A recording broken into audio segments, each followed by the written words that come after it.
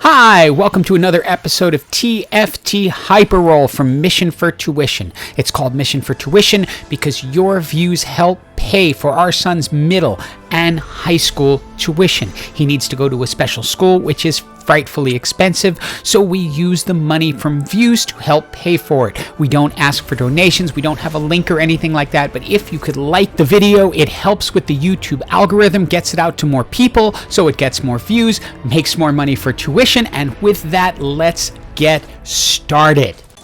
This game was kind of different in that it made it very clear to me early on which way it wanted to go.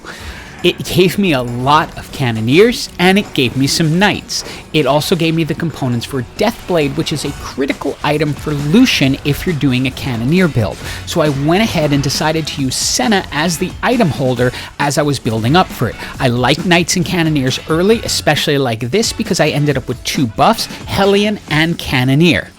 As you can see, very quickly, Riot was like, yes, do more. Here's a second 2-star Senna. Here's a second 2-star Poppy.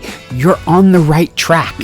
And although I may be on the right track, it is of course not a guarantee that every single round is going to be a win. Here's another person who's running a Hellion Knight combination, but that Spear of Sojin on Ziggs is having more impact than the Deathblade on Senna. Now, if you're a regular viewer, you know exactly what I'm going to do. There's a Giant's Belt, there's a Chain Vest, there's a Knight.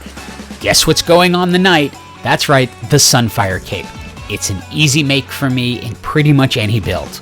Especially early on, the Sunfire Cape helps you chew through front lines and allows your back line to do a lot more damage as a result. Having 3 active buffs in round 4 also is not hurting much either.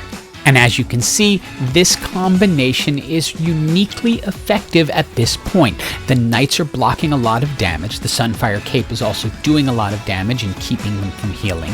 Senna is picking up damage as she goes from that Deathblade, and of course having the Hellions pop in out of nowhere, that always helps. There's so often a point in these matches where things take a slightly different turn than you expected.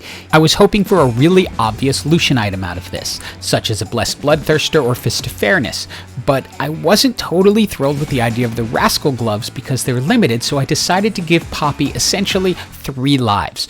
The Guardian's Angel will allow Poppy to come back, and then of course as a Hellion will come back again. Then the next twist came in that it gave me a gold Senna, but I'm currently using Senna as my item holder for Lucian.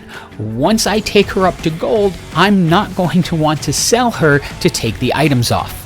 And while Deathblade may not be the best item for her, I'm certainly not going to argue with a gold Senna as I head into round 6. She's going to be very strong, especially with the Cannoneer buff, and as you can see, very effective, especially when she gets to gold.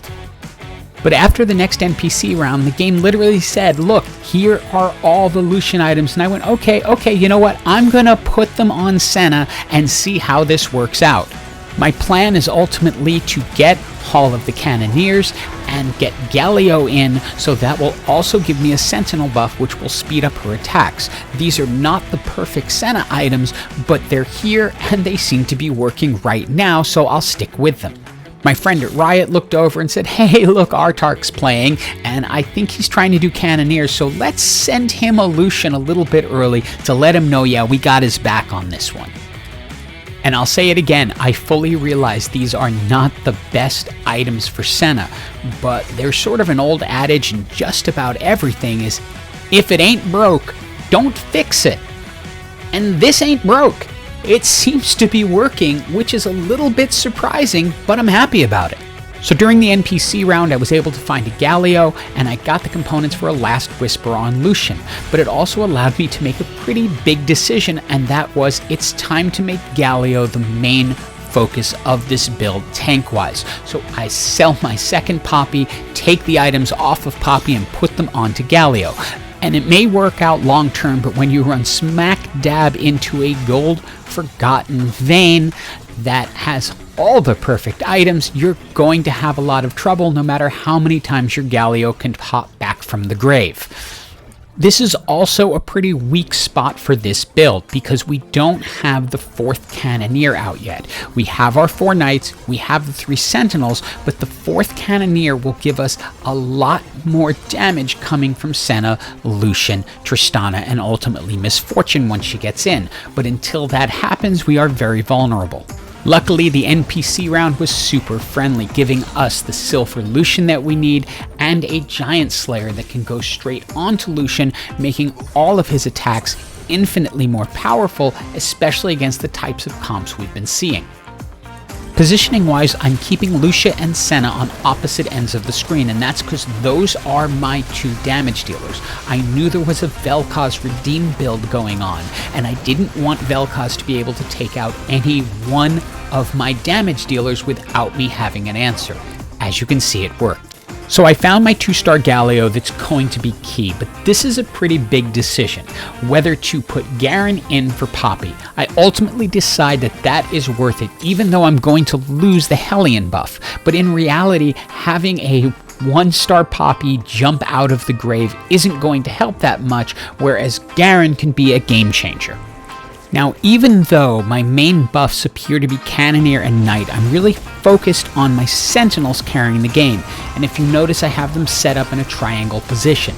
Galio's in the center, hoping to draw most of the aggro, while I have Senna and Lucian in the opposite corners, doing damage from each side. That way, if a assassin gets into the back line, they might take one but not the other. Also, Galio can get aggro from the center. And with that, we are into the top 4, and it's time to put out Rel to create the Ironclad buff just to add that extra bit of chankiness to the team. We prevail over the Rift Herald and get that Warmogs onto Garen as quickly as possible, and then scout, hey, what might we be facing? But again, at this point, I'm keeping this general triangle formation with Senna and Lucian in opposite corners, so that way I can't have one get focused down completely without the other one having a chance to do a ton of damage. I'd really like to have the Senna items on Lucian, but it's doing fine this way. And again, if it ain't broke, don't fix it. This seems to be working really nicely. So there's now 2 of us left, and it's time to scout out the competition and see what's going on. They have a Yasuo that just turned to 3 stars, and with that rapid fire cannon and that Runan's Hurricane, I decide I'm not as comfortable with this current position. I want my 2 Cannoneers that are doing the most damage together and in the opposite corner. This way they can do the most damage against the Yasuo before he gets a chance to start tearing through my entire front line.